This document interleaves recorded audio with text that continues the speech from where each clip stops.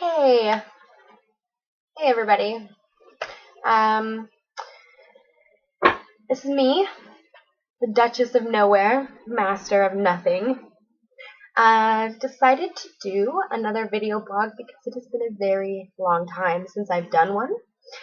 At least it feels like a very long time. I think it was before Thanksgiving because I was planning on airing or posting the videos. Yeah, because I'm a broadcasting network.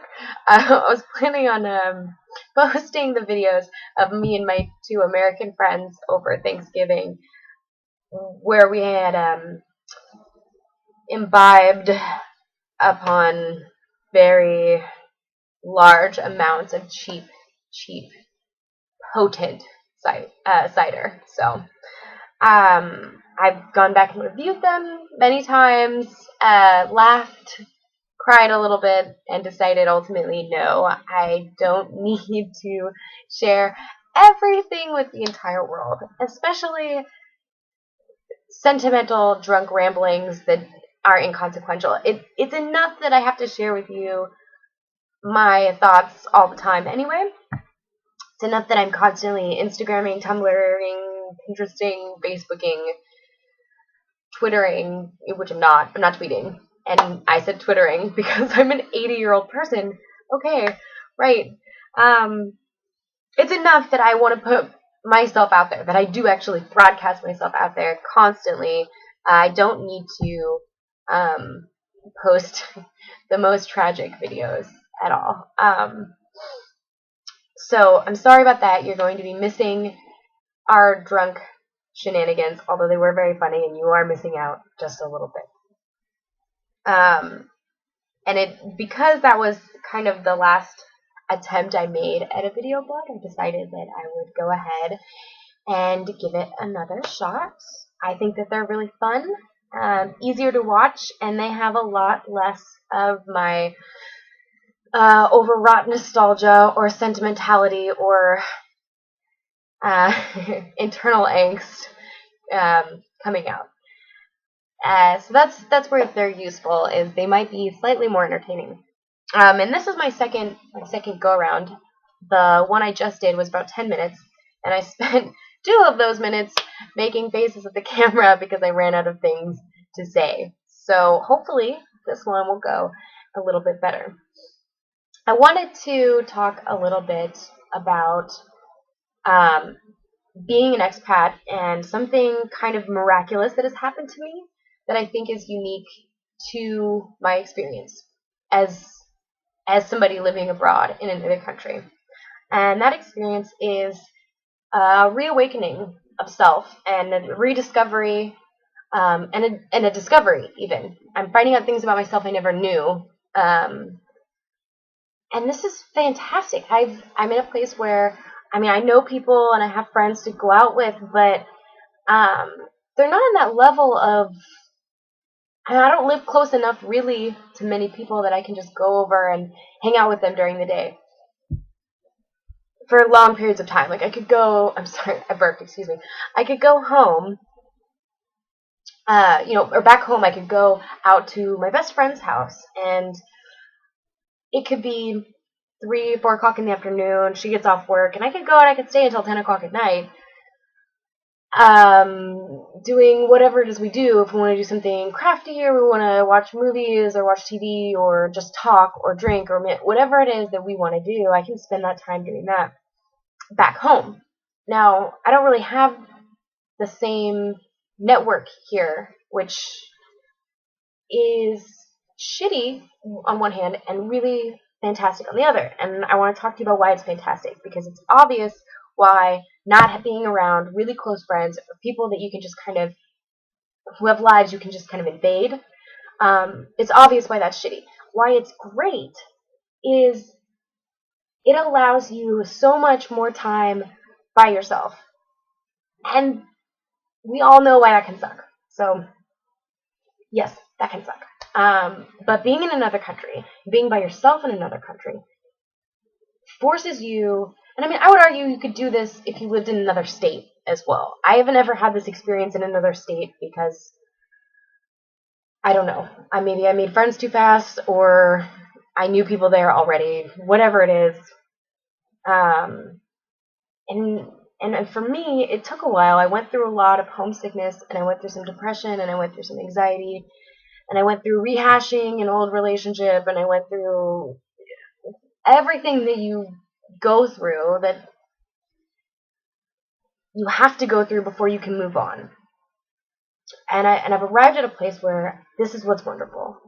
Being alone and not being scared to be alone and being excited to be yourself in a new country.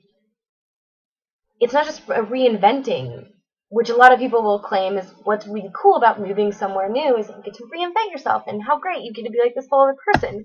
But when I moved, I didn't know who that person was. Like, I didn't have this idea of, oh, well, I'll just reinvent myself as like Sasha McFantastic, and everybody will love me. And I mean, I just knew I would go and be whoever I was going to be. I was just going to let that part come naturally. And, you know, it's lucky that I have some kind of intellect and some kind of charm and bullshittery that I'm capable of succeeding in an environment where I am alone or I don't know many people. But this is beyond that. This is that next step of calm. Like, I'm not in this rush to make a bunch of new friends. I have a good core group of friends around me right now. Of course I want to expand that. Of course I want to have more friends. But right now I've got this core, so I don't feel alone. I don't feel scared. I'm not frightened. I'm not, if I need to see somebody, I can see somebody. If I need to talk to somebody. But it's an interesting state where I'm not at that level where I'm just going to invade these people's lives based on my own needs, which I'm totally comfortable doing if I've known you long enough. So it's a time of reflection and discovery and internalizing things and really feeling around inside who I am and where I've come from and what I believe. It's made experiences all around my life right now, all my experiences, and I'm talking like experiences in class, on the street, in my own mind, even reading blogs.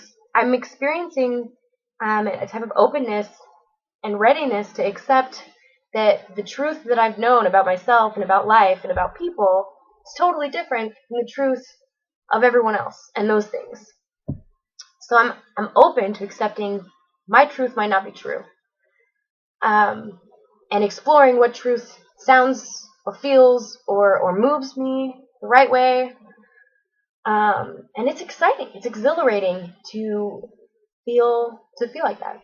And a part of this is I've stepped onto this this like train of motivation and inspiration. I am ready to learn more than I have ever been in my entire life. I'm excited to read the material that I have for class. I've got my Nook loaded up with, you know, the 100 novels you're supposed to read before you die, and like everything Paladuk and everything Vonnegut. And I'm like, yeah, I'm gonna read all this, and I'm ready. And I'm setting these goals that I don't think I would have been motivated to set if I was back home. I don't think that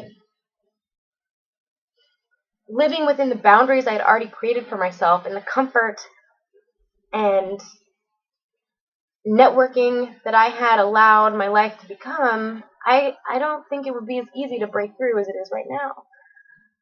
I'm working on a novel, and a novel that I expect to be finished by June, and I'm putting this out here because I hope that some of these people will hold me to this, friends or not, or whatever, as well as I'm planning on learning Spanish by September, and I mean, at a reasonable expectation, being fluent in conversational Spanish, as much as possible. And these goals are things that I've wanted to do, or I've attempted, or have been part of this like pattern in my life of get started and then just stop and have something and have motivation and have excitement and stall. Just stall out every time. That's been my modus operandi forever. You know, I begin and end it within the same week.